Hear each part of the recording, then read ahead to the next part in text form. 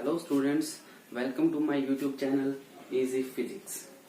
हमने 12th class की first unit electrostatics start की है, जिसमें से हम कुछ टॉपिक्स पढ़ चुके हैं। ठीक है, आज का जो हमारा टॉपिक रहेगा वो रहेगा हमारा कूलम्ब्स लॉ।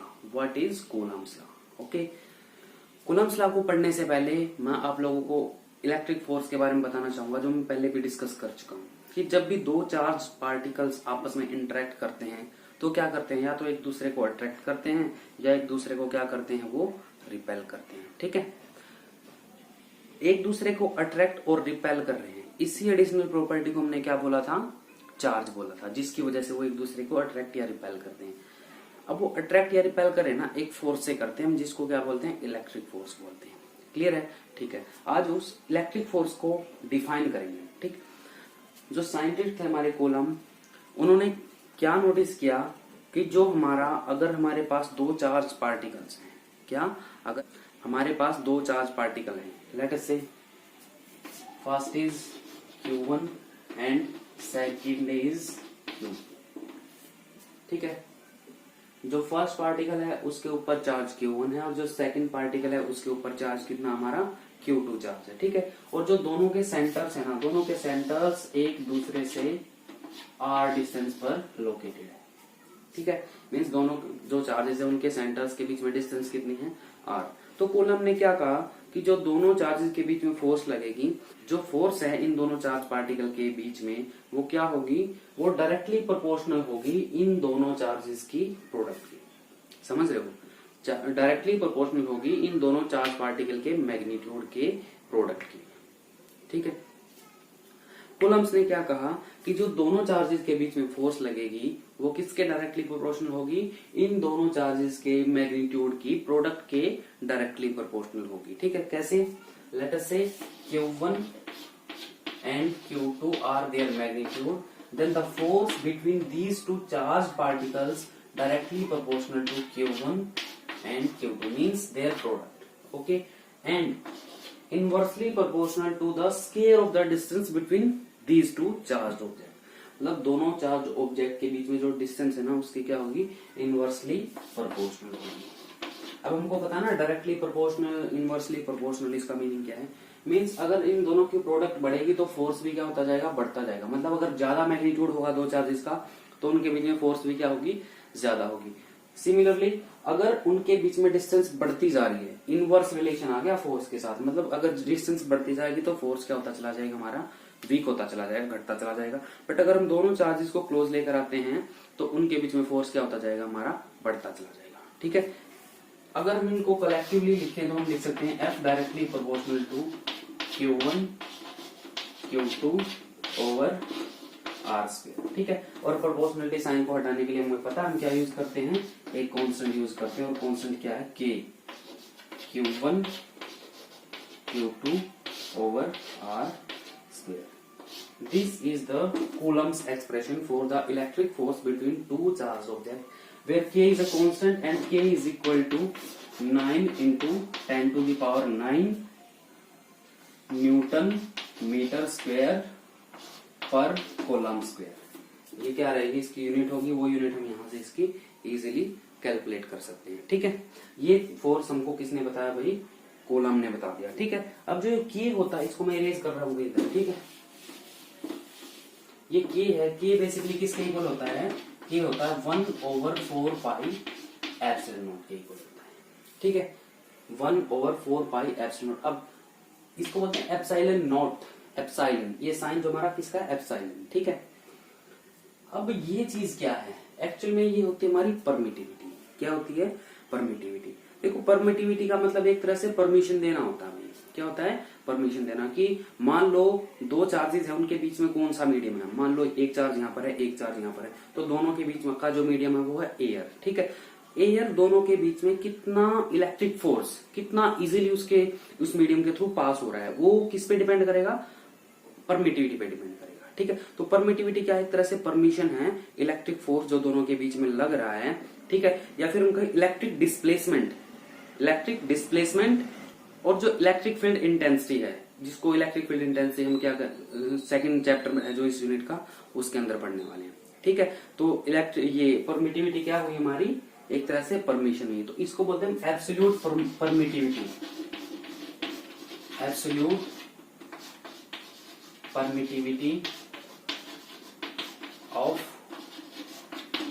Free space. ये हमारी परमिटिविटी यहाँ पर किसके इक्वल होती है, फ्री स्पेस के इक्वल होती है। तो हम यहाँ से k की वैल्यू हमारे पास ये है और 4 तो कॉन्स्टेंट है, पाई की वैल्यू हमको पता है। यहाँ से अगर हम एप्सिलॉन नॉट की वैल्यू कैलकुलेट करते हैं तो एप्सिलॉन नॉट की वैल्यू क्या आ जाएगी, 8.85 into 10 to the power minus 12, 10 to the power minus 12 पर न्यूटन पर मीटर स्क्वायर कूलम स्क्वायर। ये क्या आ जाएगी, एप्सिलॉन नॉट की वैल्यू आ जाएगी। क्लियर है, मेरे ख्याल से समझ में आ गया। यहाँ से हम इसके डायमेंशंस भी निकाल सकते हैं भाई, ठीक है। डायमेंशंस निकालने की कोशिश करना। यहाँ से जैसे फोर्स हो गया, ये की हमारा k की जगह हम रख देंगे 1/4 pi epsilon not Q1 Q2 over r square. इसके डायमेंशंस तुम कैलकुलेट कर लेना, ठीक है। अगर नहीं हो रहे तो मेरे को आप कमेंट बॉक्स में बता देना, मैं करके आपको बता देता हूँ, ठीक है। इसको मैं इरेज कर देता हूँ। ये चार्जेस अब देखो, अगर यही दोनों चार्जेस हमारे 3 डायमेंशनल स्पेस के अंदर रखे हो, किसके अंदर रखे हो, 3 डायमेंशनल स्पेस के, तब दोनों के बीच में फोर्स को कैसे डिफाइन करेंगे। और साथ में हम ये भी देखने वाले हैं कि वेक्टर फॉर्म क्या होगी कूलम्स लॉ की, जो बहुत ज्यादा इंपॉर्टेंट है एग्जाम पॉइंट ऑफ व्यू से, ठीक है। तो हम वेक्टर फॉर्म पे चलते हैं।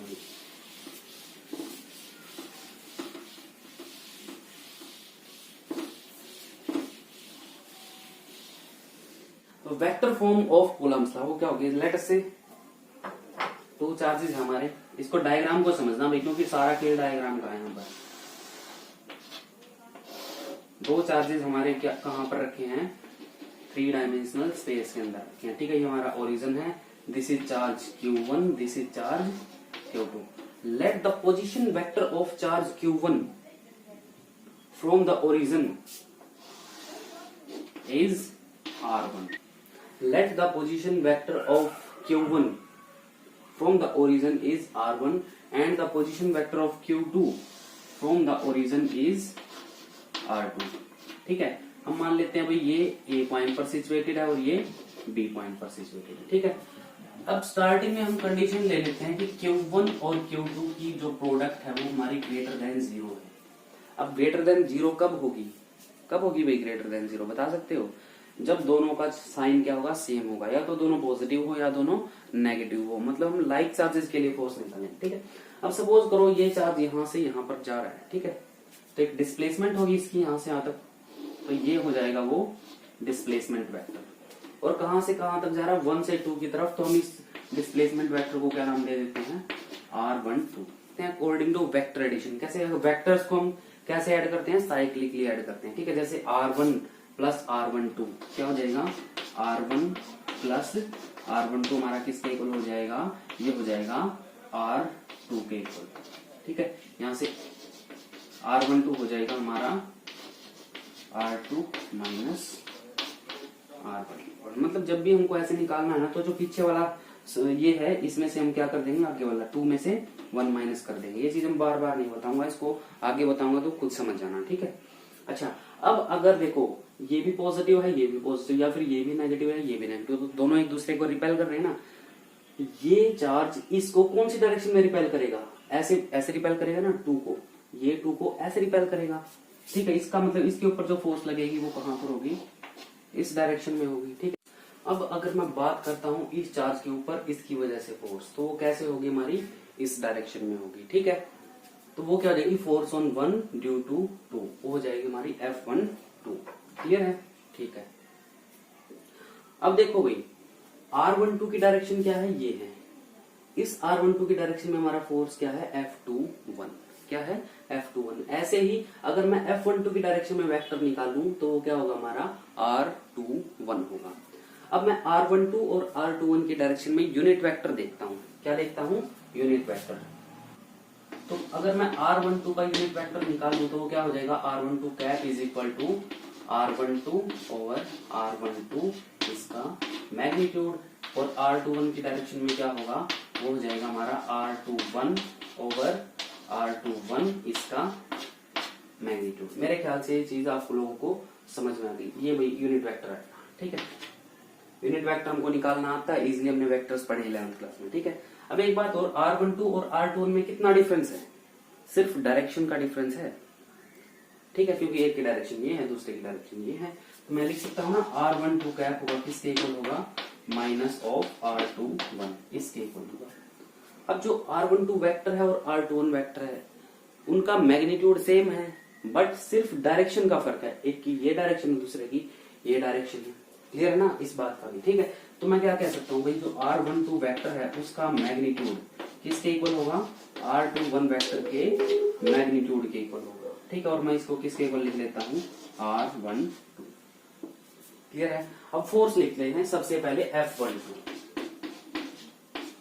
फोर्स ऑन 1 ड्यू टू 2, हमको पता है किसके इक्वल होती है? K Q1 Q2 ओवर, मैंने दोनों के बीच में डिस्टेंस मान ली R12, क्या मान ली? R12। तो इसको लिख दूंगा मैं R12 स्क्वायर, R12 स्क्वायर, ठीक है। अब देखो ये वेक्टर फॉर्म लिख दी मैंने फोर्स की, बट इधर कोई भी वेक्टर नहीं है, तो हमको क्या करना पड़ेगा? यहाँ पर ना तो ये वेक्टर क्वांटिटी है ना ये है, सिर्फ ये वेक्टर क्वांटिटी हो सकती है, क्योंकि ये क्या हमारी डिस्टेंस डिस्प्लेसमेंट है, डिस्टेंस है। तो हम इसका क्या करेंगे? फोर्स की डायरेक्शन में जो F12 है ना, F12 की डायरेक्शन में हम क्या करेंगे? यूनिट वेक्टर ढूंढेंगे R का, मतलब दोनों के बीच की डिस्टेंस का। तो ये F12 ये है, इसके डायरेक्शन में यूनिट वेक्टर कौन सा होगा? R21, मीन्स ये होगा। तो हम क्या लगा देंगे? R21 लगा देंगे। अब दोनों की डायरेक्शन क्या हो गई? सेम हो गई। क्लियर है। ऐसे ही मैं क्या लिख देता हूँ? F21 लिख देता हूँ, वो किसके इक्वल हो जाएगा? K Q1 Q2 over R12 ही लिखेंगे यहाँ पर भी, क्योंकि हमको पता है सिर्फ मैग्नीट्यूड लिखना है ना, यहाँ पर सिर्फ मैग्नीट्यूड लिखना है, तो R12 से ही मैं रिप्रेजेंट कर लेता हूँ उसको, ठीक है। और ये अब F21 के डायरेक्शन में यूनिट वेक्टर क्या होगा? F21 के डायरेक्शन में कौन सा वेक्टर है? R12। तो R12 का यूनिट वेक्टर क्या होगा हमारा? R12 कैप, ये हो जाएगा हमारा R12 कैप। क्लियर है, ठीक है। अब देखो भाई, R12 और R21 दोनों यूनिट वेक्टर में सिर्फ माइनस साइन का फर्क है, तो मैं इस R12 को इससे रिप्लेस कर देता हूँ, तो ये नेगेटिव साइन तो आगे आ जाएगा। तो F21 हमारा क्या हो जाएगा? F21 हो जाएगा minus K Q1 Q2 over R12 square, और साथ में R12 को मैंने किससे रिप्लेस कर दिया? R21 से, तो ये हो जाएगा हमारा R21 cap. What is the difference between F12 and F21? Only this negative sign. So we can say that F12 is equal to minus of F21. What is this? What is this? This is Newton's third law. This is Newton's third law, which shows that Coulomb's law follows Newton's third law. अब हम क्या कह सकते हैं? इस charge के ऊपर जितना फोर्स लगेगा, इसकी वजह से वो फोर्स इस चार्ज के ऊपर लगने वाले फोर्स के इक्वल होगा, इसकी वजह से। For every action there is always a reaction which is equal and opposite to the action, who says? Newton's third. We can also define Coulomb's law for the second case, means Q1 Q2 अगर हमारा less than 0 हो, मतलब दोनों charges क्या होंगे?